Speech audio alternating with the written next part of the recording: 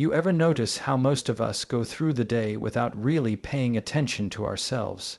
We wake up, we grab our phones, we rush into work, we deal with people, and before we know it, the day's over.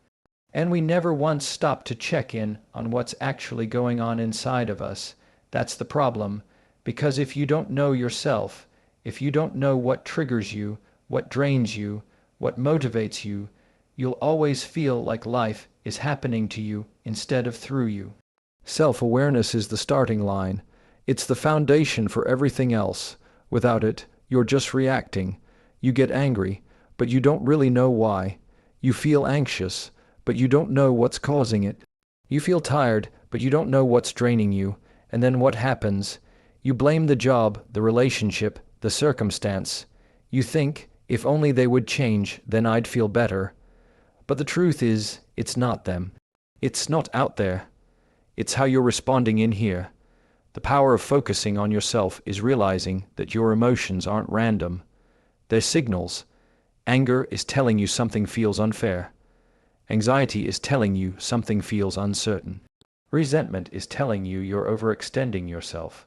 But if you never stop to listen, you'll keep misreading the signals and blaming everyone else. That's why self-awareness is the first step. It's like turning the lights on in a dark room. You finally see what's there instead of stumbling around, breaking things, and hurting yourself in the process. And I get it, self-awareness sounds simple, but it's not easy. Because it requires honesty. It requires you to sit with uncomfortable truths. Maybe you're not unhappy because of your boss. You're unhappy because you're not living up to your own potential. Maybe you're not exhausted because people keep asking too much of you. You're exhausted because you keep saying yes when you want to say no. Self-awareness forces you to face yourself, and sometimes that's the hardest person to face.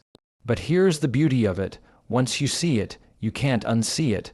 Once you realize you're part of the pattern, you're no longer powerless to it.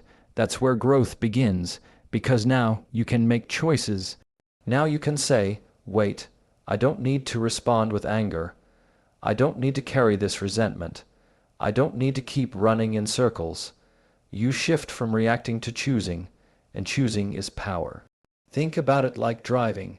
If you're not aware of where you're going, you'll just follow traffic, end up in places you don't want to be, and wonder how you got there. But if you're aware, you can take the wheel, make the turn, and actually move toward where you want to be. Life's the same way. Without self-awareness, you're a passenger. With self-awareness, you're the driver. And let me tell you, when you start becoming more aware of yourself, you also start having more grace for others. You see their triggers, their patterns, their habits, and you stop taking everything so personally. You realize, oh, they're reacting from their stuff, not mine. That shift alone can save relationships, save friendships, and save your peace. So start small. Pay attention to your day. Notice when you feel drained. Notice when you feel alive. Notice when you're angry, anxious, or at peace. Ask yourself why. Journal it. Sit with it. Don't judge it. Just notice it. Because the more you notice, the more clear it gets. And the more clear it gets, the more control you gain. Most people think the secret to balance in life is better time management. They think, if I could just get more hours in the day, if I could just plan better, then everything would fall into place. But the truth is, it's not really about time. We all get the same 24 hours. The difference isn't how much time you have, it's how much energy you bring to the time you have. Because without energy, all the time in the world won't do you any good. Think about it. You've had days where you technically had free time, but you were so drained that you couldn't focus. You couldn't enjoy it, and you didn't get anything meaningful done. And then you've had days where you were full of energy, and even in a short amount of time, you accomplished more than you thought possible. That's the proof right there. It's not time, it's energy. That's why protecting your energy is more important than just protecting your time. You can block off an hour for yourself, but if you're carrying stress from work, resentment from a conversation, or guilt from saying yes when you should have said no, That hour won't refresh you. It'll just feel like another box to check. Protecting your energy means guarding the quality of your inner space, not just the quantity of your outer schedule. And here's where most people struggle: boundaries. We're so afraid of disappointing people, of being misunderstood, of coming across as selfish, that we burn ourselves out to keep everyone else comfortable. But here's the reality. When you constantly give away your energy without protecting it, you're not really helping anyone. You show up half, present half, committed, and half yourself. And the people who truly care about you, they don't need half of you. They need you whole. Saying no isn't selfish. It's necessary. Think of it like charging your phone. Nobody gets offended when you plug it in. Nobody says, "Wow, look at you, always taking care of yourself. How selfish." They get it. They understand a drained battery can't function, but for some reason, we forget that applies to us too. You need time to recharge. You need space to reset. And if someone doesn't understand that, it says more about their expectations than your responsibility. When you start protecting your energy, you'll notice something powerful. You stop living reactively. Instead of being pulled in every direction, you begin to choose where you want to invest yourself. You stop pouring into relationships that only take. You stop saying yes to things that don't align. You stop running on fumes, and you start running on purpose. And that shift is what changes everything. It also gives you the ability to handle challenges differently. Stress doesn't disappear, problems don't vanish, but when your energy is protected, you respond instead of react. You handle the argument with patience instead of anger. You face the setback with clarity instead of panic. You approach life from a place of fullness instead of depletion. Protecting your energy also means paying attention to what feeds you. The conversations that lift you up, the habits that center you, the environments that give you peace, those things aren't luxuries, they're fuel. And when you prioritize them, you show up better everywhere else. You become more present with your family, more focused at work, more resilient when life throws something at you. One of the quickest ways to lose focus on yourself is to start looking at everybody else. And we live in a world that makes that easier than ever. You don't even have to leave your bed in the morning before you're scrolling through a highlight reel of other people's lives. Their vacations, their promotions, their perfect smiles, their seemingly perfect families. It's all right there. And if you're not careful, comparison will creep in and start whispering lies in your ear. Lies that say, "You're behind, you're not good enough, you should be further along by now." But here's what you need to understand. Comparison is the enemy of progress. The second you start measuring your worth by someone else's chapter, you stop writing your own. You trade authenticity for imitation, and you forget that what you see on the surface is not the full story. Nobody is posting their failures. Nobody is uploading their breakdowns. Nobody is live, streaming their moments of self-doubt. Yet here we are, comparing our raw, unfiltered life to their polished version. And of course, when you do that, you'll always come up short. The danger with comparison is that it pulls you away from your lane.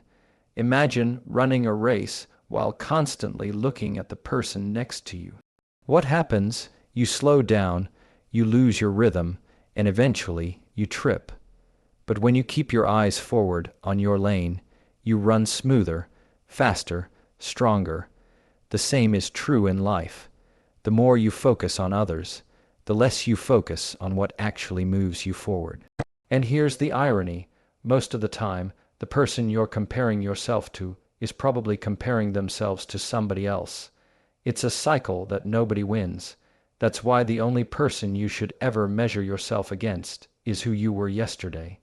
Are you growing? Are you learning? Are you becoming more disciplined, more kind, more resilient? That's progress, and progress will always beat perfection because perfection doesn't exist. Now, I know it's easy to say, don't compare yourself, but we're human. It's natural to notice other people's lives, The shift comes when you use it differently. Instead of comparison, turn it into inspiration. If you see someone doing well, instead of saying, "Why not me?" ask, "What can I learn from them?" There's a big difference between envy and inspiration. One drains you, the other fuels you. One keeps you stuck, the other moves you forward. And sometimes, the best thing you can do for yourself is limit the noise. If every time you open your phone, you feel worse about your own life, then maybe it's time to unfollow, mute, or step back. Protect your peace, because you can't pour your energy into building your own life if you're constantly distracted by everyone else's. And the truth is, the people you're comparing yourself to, they're not the ones who are going to live your life. You are. The more you focus on yourself, the more you realize that comparison isn't just a waste of energy, it's a thief. It steals your joy, it steals your gratitude, and it steals your progress. But when you let it go, when you put that same energy into your own growth, you start to see how far you've actually come. You start to feel proud, not pressured. You start to walk in your own lane, at your own pace, and you realize that's exactly where you're supposed to be. Confidence is one of those things everybody wants, but most people wait for. We sit around thinking, once I feel more confident, then I'll go after that job, then I'll speak up, then I'll start the thing I've been dreaming about. But that's not how it works. Confidence doesn't just appear out of nowhere. It doesn't come from waiting for the perfect mood or the right circumstance. Confidence comes from action, from discipline, from proving to yourself day after day that you can do hard things. Think about the last time you kept a promise to yourself. Maybe it was going to the gym when you didn't feel like it. Maybe it was waking up early to study. Maybe it was choosing to have a tough conversation instead of avoiding it. As small as those things might seem, every time you follow through, you build trust with yourself, and that trust, that's where real confidence lies, because confidence isn't telling yourself, "I can do this."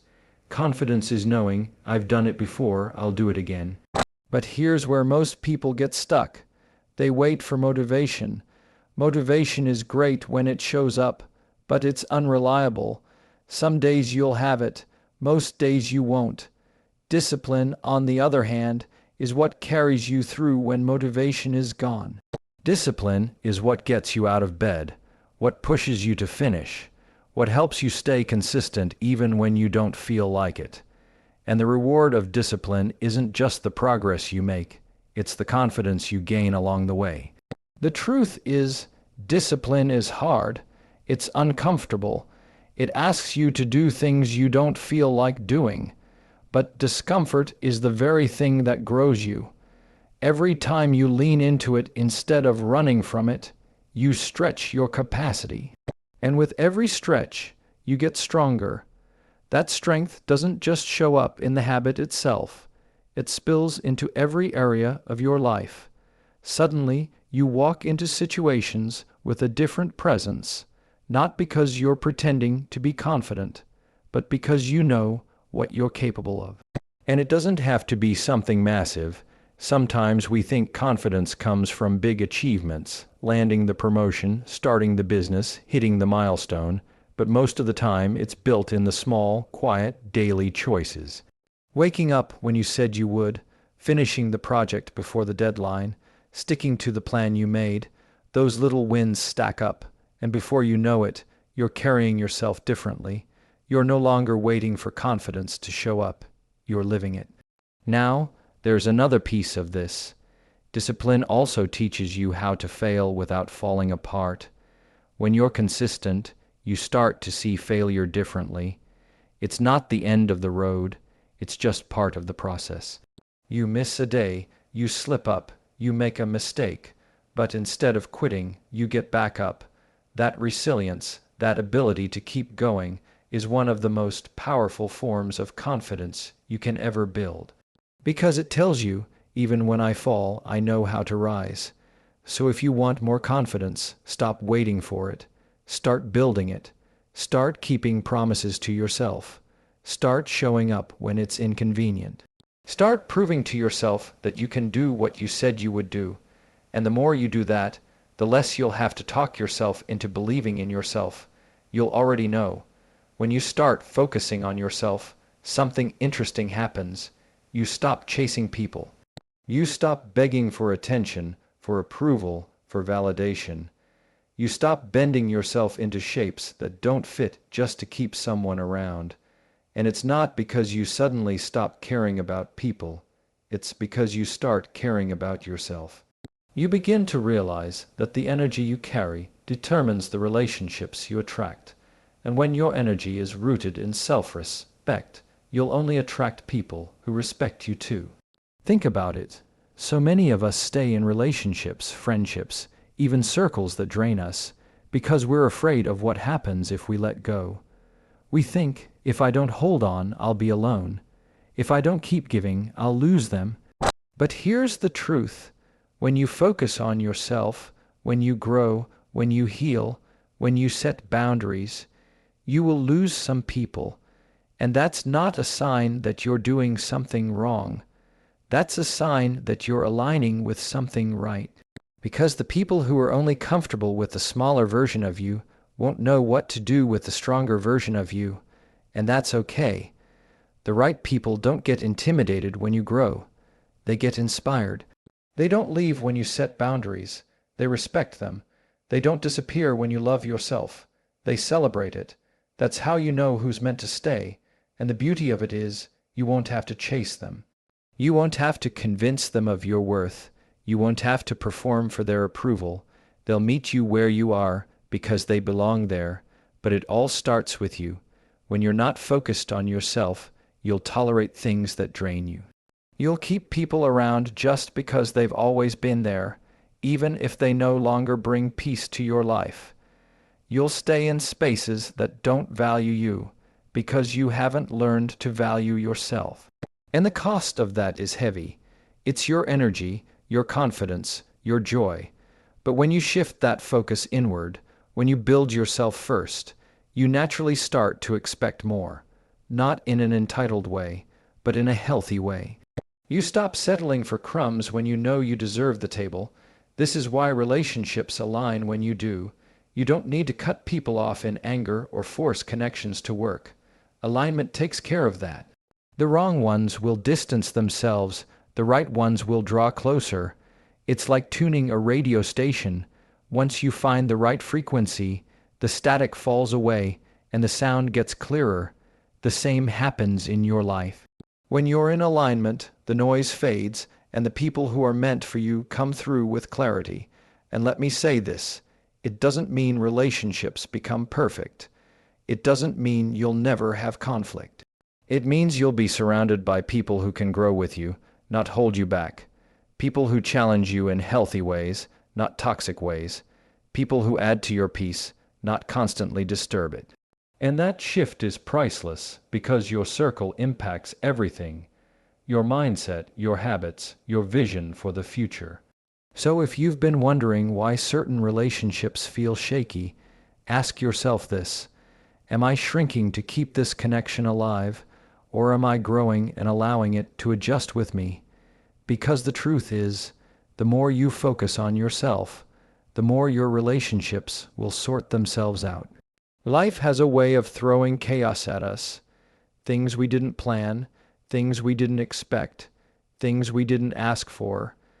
And the natural instinct is to try to control all of it. Fix the problem, fix the people, fix the situation. We think if we can just get everything around us to calm down, then we'll finally feel peace inside. But that's backwards. The truth is, peace doesn't come from controlling the storm. Peace comes from learning how to be still in the middle of it. That's why inner peace is so powerful.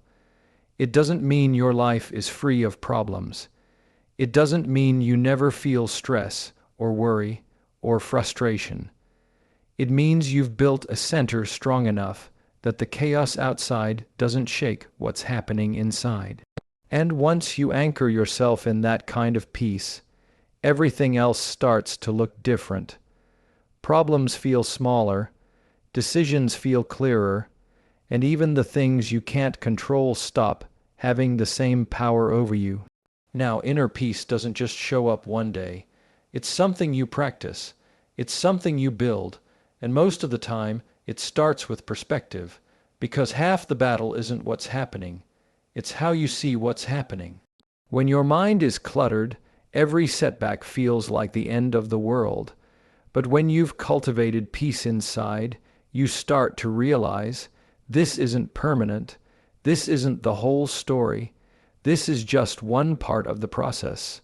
That shift in perspective is what keeps you steady when life isn't. And here's the interesting part. When you have inner peace, you stop needing everything else to go perfectly. You stop needing people to act a certain way in order for you to be okay. You stop needing every plan to unfold exactly as you pictured it. You start to find freedom in knowing that no matter what changes outside, you can still be grounded inside. That kind of freedom is what makes you unshakable. Think about how much energy we waste trying to control things we can't control. We stress, we worry, we replay scenarios in our head, and most of it never even happens the way we fear it will. But the energy is gone, the peace is gone, and we're left drained. Inner peace teaches you to redirect that energy. Instead of controlling everything else, you control your response. You control your breath, your perspective, your attitude. That's where your power actually is. And it doesn't just help you, it helps everyone around you. Because when you're calm, it creates calm. When you're steady, it steadies the people close to you. You've probably noticed this before. When one person in the room is anxious, the whole room feels it. But when one person is calm, it shifts the atmosphere. That's the gift of inner peace. It doesn't just change your world. It changes the way you show up in other people's worlds. Now, don't mistake inner peace for passivity. It doesn't mean you sit back and do nothing. It doesn't mean you ignore problems. It means you handle them from a place of clarity instead of chaos. And clarity makes all the difference, because when your mind is calm, your decisions get better. Your reactions get healthier, your focus sharpens, and slowly you start to realize that life doesn't feel as heavy anymore. Not because it's gotten easier, but because you've gotten stronger.